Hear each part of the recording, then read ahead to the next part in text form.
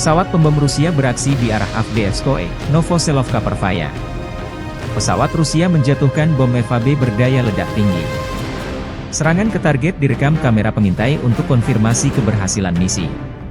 Setelah penyerangan, pasukan infanteri kami menduduki posisi musuh.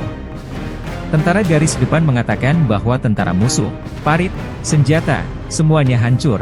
Demikian keterangan videonya 24 Mei 2024.